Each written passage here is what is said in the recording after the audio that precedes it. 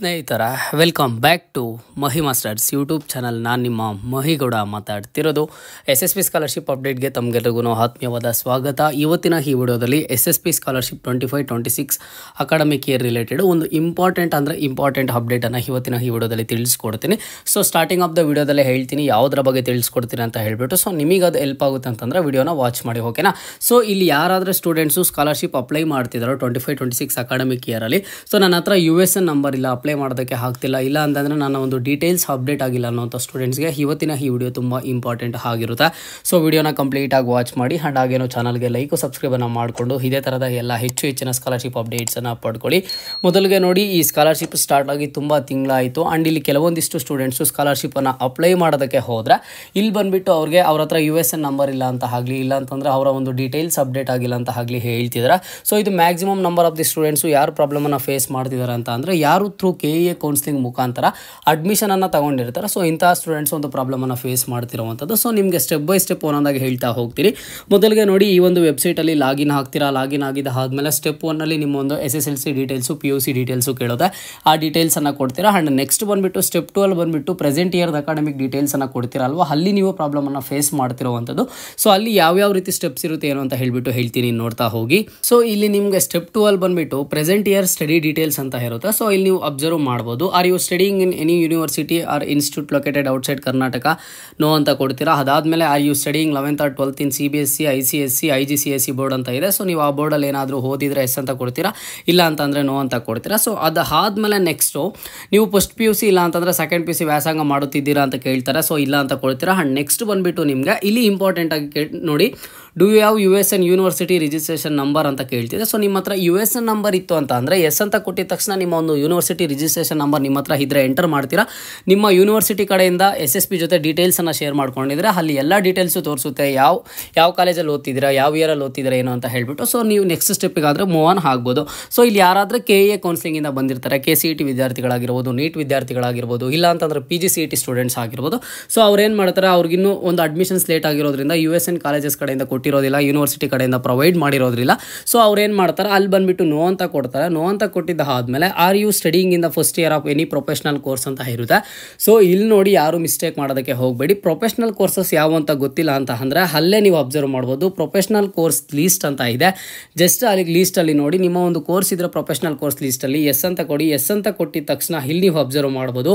ಇದು important, mode of admission ಅಂತ ಇದೆ. ನೀವು ಮೋಡ್ ಆಫ್ ಅಡ್ಮಿಷನ್ ಬಂದುಬಿಟ್ಟು admission through counselling by KEA ಇಲ್ಲ ಅಂತಂದರೆ ಯಾವ ಮೋಡಲ್ಲಿ ಅಡ್ಮಿಷನ್ ತೊಗೊಂಡಿದ್ದೀರಾ ಏನು ಅಂತ ಹೇಳ್ಬಿಟ್ಟು ನೀವು ಸೆಲೆಕ್ಟ್ ಮಾಡಬೇಕಾಗುತ್ತೆ. ಸೊ ಇಲ್ಲಿ KCET ವಿದ್ಯಾರ್ಥಿಗಳು, ನೀಟ್ ವಿದ್ಯಾರ್ಥಿಗಳು, PGCET students admission through counselling by KEA ಅಂತ ಸೆಲೆಕ್ಟ್ ಮಾಡ್ತಾರೆ. ಸೆಲೆಕ್ಟ್ ಮಾಡಿದ ಆದಮೇಲೆ ನೆಕ್ಸ್ಟ್ ಸ್ಟೆಪ್ಸ್ ಯಾವ ರೀತಿ ಇರುತ್ತೆ ಅಂತ ಅಂದರೆ, ಸೊ ನೋಡಿ, ಸೆಲೆಕ್ಟ್ ಕೌನ್ಸಿಲಿಂಗ್ ಅಥಾರಿಟಿ ಬರ್ ಏಜೆನ್ಸಿ ಅಂತ ಇರುತ್ತೆ. ಸೊ ಅಲ್ಲಿ KEA ಬರ್ ನೀಟ್ ಅಂತ ಇರುತ್ತೆ, ಅದನ್ನು ಸೆಲೆಕ್ಟ್ ಮಾಡ್ಕೊಳ್ಳಿ. ಆ್ಯಂಡ್ ನೆಕ್ಸ್ಟ್ ಬಂದುಬಿಟ್ಟು ಇಲ್ಲಿ ಕೌನ್ಸಿಲಿಂಗ್ ಡೇಟಾ, ಕೌನ್ಸಿಲಿಂಗ್ ವಿವರಗಳು ಅಂತ ಇದೆ. UG or PG, UG course ಆದರೆ UG ಸೆಲೆಕ್ಟ್ ಮಾಡಿ, PG ಕೋರ್ಸ್ ಆದರೆ PG ಸೆಲೆಕ್ಟ್ ಮಾಡಿ.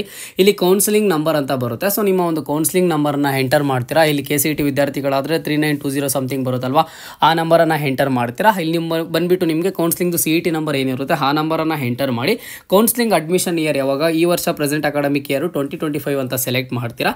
ಸೊ ಸೆಲೆಕ್ಟ್ ಮಾಡಿದ ಆದಮೇಲೆ ನೀವು ಯಾವಾಗ ಒಂದು ಗೆಟ್ ಡೇಟಾ ಅಂತ ಕೊಡ್ತೀರಾ, ಗೆಟ್ ಡೇಟಾ ಅಂತ ಕೊಟ್ಟಿದ ತಕ್ಷಣ ಇಲ್ಲಿ ಯಾರು ಸ್ಟೂಡೆಂಟ್ಸ್ ಆದರೆ ಇವ್ರ ಅಡ್ಮಿಷನ್ನು ಈ ರೀತಿ ಕಾಲೇಜಿಗೆ ತಗೊಂಡಿದ್ದಾರೆ, ಈ ಟೈಮಿಗೆ ಕಾಲೇಜಿಗೆ ಜಾಯ್ನ್ ಆಗಿದ್ದಾರೆ, ಈ ಕೋರ್ಸ್ ಮಾಡ್ತಿದ್ದಾರೆ ಅಂತ ಹೇಳ್ಬಿಟ್ಟು ಅಲ್ಲೇ ಡೀಟೇಲ್ಸ್ ಬರುತ್ತೆ. ಆ ಎಲ್ಲ ಡೀಟೇಲ್ಸನ್ನು ಕ್ರಾಸ್ ಚೆಕ್ ಮಾಡಿಕೊಂಡು ಸರಿ ಅಂತ ಕೊಟ್ಟರೆ, ಅಂದರೆ ಎಸ್ ವೆರಿಫೈ ಅಂತ ಕೊಟ್ಟಿದ್ದೀರಾ ಅಂತ ಅಂದರೆ ಈ ಸ್ಟೆಪ್ ಕಂಪ್ಲೀಟ್ ಆಗುತ್ತೆ. ನೆಕ್ಸ್ಟ್ ಸ್ಟೆಪ್ಸ್ ಎಲ್ಲ ಈಸಿ ಆಗಿರುತ್ತೆ, ಸ್ಕಾಲರ್ಶಿಪ್ ಕಂಪ್ಲೀಟಾಗಿ ಅಪ್ಲೈ ಆಗುತ್ತೆ. ಬಟ್ ಯಾವಾಗ ಗೆಟ್ ಡೇಟಾ ಅಂತ ಕೊಡ್ತೀರಾ ಅವಾಗ ನೀವು ಅಬ್ಸರ್ವ್ ಮಾಡ್ಬೋದು. Please check the counselling details, counselling number, year and course ಅಂತ ಹೇಳ್ಬಿಟ್ಟು ಇನ್ನೊಂದ್ಸಲಿ ಕ್ರಾಸ್ ಚೆಕ್ ಮಾಡಿ ಕರೆಕ್ಟಾಗಿ ಎಂಟರ್ ಮಾಡಿದಿರಾ ಇಲ್ವಾ ಅಂತ ಹೇಳ್ಬಿಟ್ಟು. ಎಲ್ಲ ಕರೆಕ್ಟಾಗಿ ಎಂಟರ್ ಮಾಡಿದಿರಾ. You have entered has there is no data available from KEA regarding this counselling details. If you have entered correct details then the data can be displayed only after KEA shares this data with SSP ಅಂತ ಹೇಳ್ಬಿಟ್ಟು. ಇದು ತುಂಬ important ಆಗುತ್ತೆ. ನೀವು KEA ಇಂದನೇ admission ತಗೊಂಡಿದ್ದೀರಾ, but ಆದ್ರೂ ಸಹ KEA ಅವರು ನಿಮ್ಮ ಒಂದು ಡೀಟೇಲ್ಸನ್ನು SSP ಜೊತೆ ಶೇರ್ ಮಾಡಬೇಕು. ಅವಾಗಲೇ ನೀವು ನೆಕ್ಸ್ಟ್ ಸ್ಟೆಪ್ಪಿಗೆ ಹೋಗೋದಕ್ಕೆ ಆಗೋದು. ಸೊ ಹಾಗಾಗಿ ಇವತ್ತಿನ ಈ ವಿಡಿಯೋಗೆ ಪ್ರತಿಯೊಬ್ಬರು ಕನ್ಫರ್ಮ್ ಮಾಡಿ ನಿಮ್ಮ ಒಂದು ಡೀಟೇಲ್ಸ್ ಡೀಟೇಲ್ಸನ್ನು ಕೆ ಎ ಅವರು SSP ಜೊತೆ ಅಂದರೆ ಶೇರ್ ಮಾಡಿದಾರಾ ಇಲ್ಲ ಅಂತಂದರೆ ಎಲ್ರಿಗೂ ಸೇಮ್ ಪ್ರಾಬ್ಲಮ್ ಬರ್ತಿದೆಯಾ ಏನು ಅಂತ ಹೇಳಿಬಿಟ್ಟು. ಸೊ ಅವರು ಒನ್ಸ್ ಶೇರ್ ಮಾಡಿದ ಆದಮೇಲೆ ನಿಮಗೆ ಬಂದುಬಿಟ್ಟು ಅಲ್ಲಿ ಸ್ಕಾಲರ್ಶಿಪ್ ಅಪ್ಲೈ ಮಾಡೋದಕ್ಕೆ ಆಗುತ್ತೆ. ಕೆ ಎ ಕಡೆಯಿಂದ ಏನಾದರೂ ಡಿಲೇ ಆಯಿತು, ಅವ್ರು ಶೇರೇ ಮಾಡಿಲ್ಲ ಅಂತಂದರೆ ಲಾಸ್ಟ್ ಡೇಟ್ ಬಗ್ಗೆ ವರಿ ಆಗಬೇಡಿ. ಲಾಸ್ಟ್ ಡೇಟನ್ನು ಯಾರಿಗಾದರೆ ಪ್ರಾಬ್ಲಮ್ ಆಗ್ತಿದೆಯೋ ಆ ಕೋರ್ಸ್ ಸ್ಟೂಡೆಂಟ್ಸ್ಗೆ ಲಾಸ್ಟ್ ಡೇಟನ್ನು ಎಕ್ಸ್ಟೆಂಡ್ ಆದರೆ ಮಾಡ್ತಾರೆ. ಓಕೆನಾ. ಸೊ ಇದೇ ರೀತಿಯಲ್ಲಿ mode of admission K A ಆಯಿತು. ಸೊ ಹಾಗಾಗಿ ಕೆ ಎ ಅವರು SSPಗೆ ನಿಮ್ಮ ಒಂದು ಡೀಟೇಲ್ಸನ್ನು ಶೇರ್ ಮಾಡಬೇಕು. ಕೆಲವೊಬ್ಬರು ಇಲ್ಲಿ ಮ್ಯಾನೇಜ್ಮೆಂಟಲ್ಲಿ ಜಾಯಿನ್ ಆಗಿರ್ತಾರೆ. ಸೊ ಅವರ ಡೀಟೇಲ್ಸನ್ನು ಸಹ ಶೇರ್ ಆಗಿರೋದಿಲ್ಲ. ಇಲ್ಲ ಅಂತಂದರೆ ಜನರಲ್ ಡಿಗ್ರಿ ಮಾಡುವಂಥ ಸ್ಟೂಡೆಂಟ್ಸ್ ಇರ್ತಾರೆ, ಅವರ ಒಂದು ಡೀಟೇಲ್ಸನ್ನು ಶೇರ್ ಆಗಿರೋದಿಲ್ಲ. ಸೊ ಯಾಕೆ ಅಂತ ಅಂದರೆ ಇಲ್ಲಿ ನೋಡಿ ಬಂದುಬಿಟ್ಟು ಪ್ರೊಸೀಜರ್ ಯಾವ ರೀತಿ ಇರುತ್ತೆ. ನೀವು ಮೊದಲಿಗೆ ಹೋಗಿ ಕಾಲೇಜಲ್ಲಿ ಜಾಯಿನ್ ಆಗ್ತೀರಾ, ಕಾಲೇಜವರು ಯೂನಿವರ್ಸಿಟಿಗೆ ಡೀಟೇಲ್ಸನ್ನು ಕೊಡಬೇಕು, ಅಕಾಡೆಮಿಕ್ಸಲ್ಲಿ ಅಕಾಡೆಮಿಕ್ ಡೀಟೇಲ್ಸನ್ನು ಅಪ್ಡೇಟ್ ಮಾಡಬೇಕು.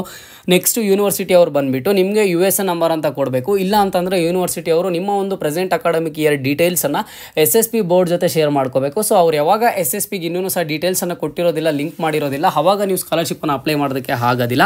ಸೊ KE ಮುಖಾಂತರ ಯಾರಾದರೆ ಜಾಯಿನ್ ಆಗಿರ್ತೀರಾ, ನೀವು ನಿಮ್ಮ ಒಂದು ಕಾಲೇಜಸಲ್ಲಿ ಕೇಳಿ, ಇಲ್ಲ ಅಂತಂದರೆ ಬೇರೆ ಎಲ್ಲಿ ಕೇಳಿದ್ರು ಸಹ ಏನು ಯೂಸ್ ಇಲ್ಲ. ಜಸ್ಟ್ KE ಅವರು ಆ ಒಂದು SSPಗೆ ಡೀಟೇಲ್ಸ್ ಅಪ್ಡೇಟ್ ಮಾಡೋವರೆಗೂ ವೆಯ್ಟ್ ಮಾಡಿ. ಅದನ್ನು ಬಿಟ್ಟು ಉಳಿದಿರುವಂಥ ಕಾಲೇಜ್ ಕೋರ್ಸಸ್ನವರು ನೀವು ಹೋಗ್ಬಿಟ್ಟು ನಿಮ್ಮ ಕಾಲೇಜಲ್ಲಿ ಕೇಳ್ಬೋದು.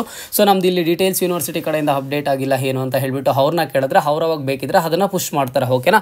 ಸೊ ಈ ರೀತಿ ಇರುವಂಥದ್ದು. ಸೊ ಇಲ್ಲಿ ಸ್ಟೂಡೆಂಟ್ಸು ತುಂಬ ಕನ್ಫ್ಯೂಸ್ ಆಗಿದ್ರು ವಿತೌಟ್ USN ಯಾವ ರೀತಿ ಅಪ್ಲೈ ಮಾಡೋದು ಅಂತ ಹೇಳ್ಬಿಟ್ಟು. ಸೊ ಇವತ್ತಿನ ಈ ವಿಡಿಯೋದಲ್ಲಿ ತೋರಿಸ್ಕೊಟ್ಟಿದ್ದೀನಿ ವಿತೌಟ್ USN ಯಾವ ರೀತಿ ಅಪ್ಲೈ ಮಾಡಬೇಕು ಏನು ಅಂತ ಹೇಳ್ಬಿಟ್ಟು. ಸೊ ವಿತೌಟ್ USN ಅಪ್ಲೈ ಮಾಡೋದಕ್ಕೆ ಹೋದಾಗ ಇಲ್ಲಿ KE ಡೀಟೇಲ್ಸ್ ಶೇರ್ ಮಾಡಿಲ್ಲ ಅಂತ ಪ್ರಾಬ್ಲಮ್ ಇರುವಂಥವರು ಸ್ವಲ್ಪ ವೆಯ್ಟ್ ಮಾಡಿ. ಆ್ಯಂಡ್ USN ನಂಬರ್ ಈಗಾಗಲೇ ನಿಮಗೆ ಕೊಟ್ಟಿದ್ದಾರೆ, ನಿಮ್ಮ ಒಂದು ಯೂನಿವರ್ಸಿಟಿ ಕಡೆಯಿಂದ ಡೀಟೇಲ್ಸ್ ಎಲ್ಲ ಅಪ್ಡೇಟ್ ಮಾಡಿದ್ದಾರೆ ಅಂತ ಅಂದರೆ ಸಿಂಪಲ್ USN ನಂಬರನ್ನು ಎಂಟರ್ ಮಾಡಿದ್ರೆ ಈ ಸ್ಟೆಪ್ ಕಂಪ್ಲೀಟ್ ಆಗುತ್ತೆ. ಆ್ಯಂಡ್ ಸ್ಟೆಪ್ 3 ಅಲ್ಲಿ ಬೇಸಿಕ್ ಡೀಟೇಲ್ಸ್ ಇರುತ್ತೆ, ಅದಾದಮೇಲೆ ಸ್ಟೆಪ್ 4 ಅಲ್ಲಿ ಫೈನಲ್ ಸಬ್ಮಿಟ್ ಆದರೆ ಇರುವಂಥದ್ದು.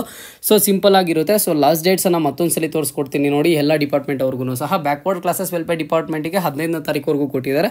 ಇದನ್ನು ಕೇವಲ PUC ಅವರು ಹೊರತುಪಡಿಸಿ ಉಳಿದಿರುವಂಥ ಎಲ್ಲ ಕೋರ್ಸ್ ಅವರು ಅಪ್ಲೈ ಮಾಡ್ಬೋದು. ಮುಂದೆ 15ನೇ ತಾರೀಕು ಆಗಿದ್ದ ಆದಮೇಲೆ ಯಾವ ಕೋರ್ಸ್ ಅವ್ರಿಗೆ ಮಾತ್ರ ಎಕ್ಸ್ಟೆಂಡ್ ಮಾಡ್ತಾರೆ ಅಂತ ಹೇಳ್ಬಿಟ್ಟು ಕಾದು ನೋಡಬೇಕು. ಅವ್ರು ಎಕ್ಸ್ಟೆಂಡ್ ಮಾಡಿದಾಗ ನಾನು ಮತ್ತೊಂದ್ಸರಿ ಅಪ್ಡೇಟ್ ಮಾಡಿ ತಿಳಿಸ್ಕೊಡ್ತೀನಿ.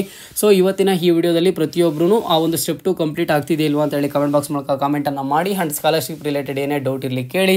ಇದು ಇವತ್ತಿನ ಮಾಹಿತಿ ಆಗಿತ್ತು. ಮುಂದೆ ಎಲ್ಲ ರೀತಿಯ ಹೆಚ್ಚಿನ ಅಪ್ಡೇಟ್ಸ್ ಜೊತೆಗೆ ಸಿಗ್ತಾ ಇರೋಣ. ಅಲ್ಲಿಯ ತನಕ take care and keep watching Mahi masters for more updates.